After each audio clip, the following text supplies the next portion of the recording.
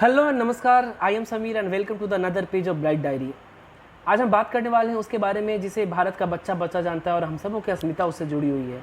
त्रेता युग में घटित एवं महर्षि वाल्मीकि द्वारा लिखित संस्कृत का वो अनुपम महाकाव्य रामायण और रघुकुल राजा राम के बारे में। दोस्तों, आज मैं रामायण के पन्नों को फिर से आप सबों के सामने एक बार दोहराना चाहूँगा। रामायण में जो बात हुई है, जो घटना घटी है, क्या हम उससे सीख सकते हैं। 10 ऐसे महत्वपूर्ण बातों को मैं आप सबों के सामने रखना चाहूँगा तो मुझे लगता है कि आज के समय में बहुत महत्वपूर्ण है और हम सबों को ज़रूर एक बार गौर करना चाहिए। एक एक करके हम बात करेंगे दोस्तों, और उसमें से सबसे पहला है वो है गुड कंपनी, अच्छी संगत। मुझे लगता है कि जो रामायण का घटना घटा उसमें मंथरा का बहुत बड़ा रोल था। मंथरा ही माँ कैकेयी की कान भरती हैं। हालांकि माँ कैकेयी राजा राम से बहुत प्यार करती है, लेकिन उनके कान मंथरा की गलत संगति के कारण माँ कैकेयी राजा दशरथ से बोलने को विवश होती हैं और राम को वनवास जाना पड़ता है। तो दोस्तों, यहाँ पे हमें रामायण से एक सीखने को मिलती है कि अच्छी संगत का असर अच्छा होता है और बुरी संगत का असर बुरा। हमें ज़रूर अपने जीवन में ये पॉइंट को उतारना चाहिए और आगे बढ़ना चाहिए। Coming to the second point, it's a parental devotion. दोस्तों, माता पिता की भक्ति का अनुपम उदाहरण हमें रामायण से सीखने को मिलता है। राजा दशरथ जब भगवान श्री राम को वनवास के लिए भेजते हैं तो राम को वह निर्णय, अपने पिता और माता का जो निर्णय होता है वो हंसे हंसे स्वीकार होता है। अगर वो चाहते तो यहाँ पे वो विरोध कर सकते थे अपनी माता का, अपने पिता का, लेकिन अगर आप पेरेंट्स हैं तो अपने बच्चों को बताएं, सिखाएं, तभी हम अपने बच्चों से भी अच्छे की उम्मीद कर सकते हैं कि वो हमारा कहना माने। Coming to the third point, it's a relation is above then wealth.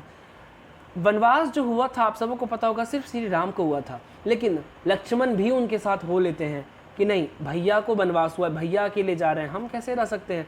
तो आज के समय में जो आज हमारे साथ जो हो रहा है दोस्तों, कि हम अपने पैसों को सबके ऊपर रखते हैं, रिश्ता सबसे नीचे हालांकि किया गया है। हमें वापस से ये चीज़ रामायण से सीखना चाहिए, रिश्ता सबसे ऊपर होना चाहिए। Fourth point, it's a equal behaviour with everyone. वनवास के समय भगवान श्री राम माँ सबरी के जूठे बेर खाते हैं। इस भक्ति भाव से माँ सबरी उन्हें ये समझ के नहीं खिलाते कि वो जूठा बेर खिला रही हैं।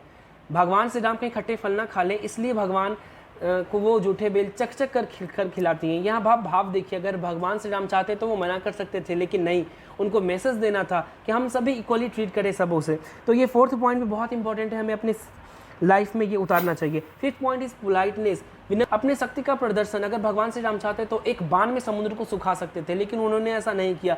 वो चाहते तो एक बार में रावण को मार सकते थे, लेकिन उन्होंने ऐसा नहीं किया। जो काम विनम्रता से हो सकता है वहाँ पे शक्ति का प्रदर्शन नहीं करना चाहिए। जरूर ये अपने पॉइंट्स अपने जीवन में उतारे और सीखे, ये बहुत इंपॉर्टेंट पॉइंट है।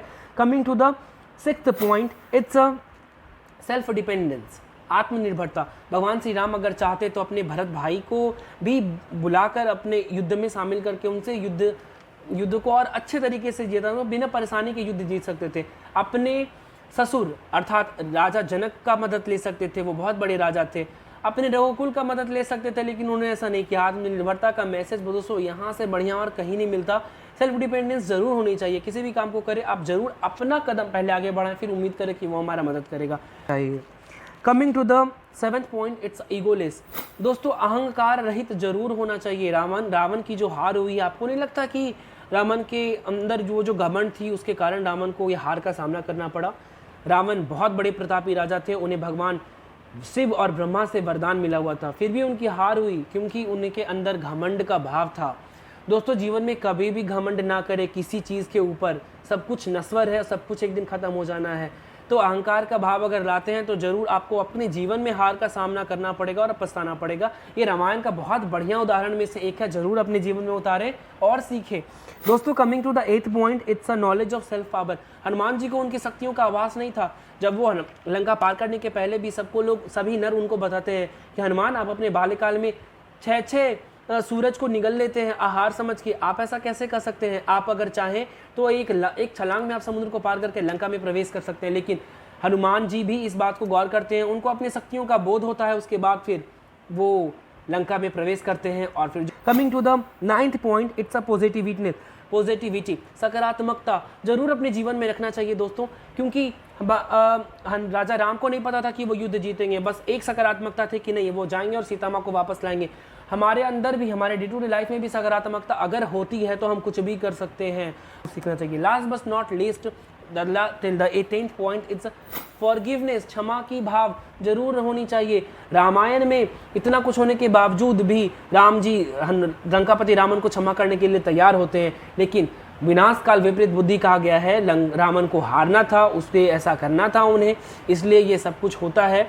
So your love and stay connected. जय हिंद।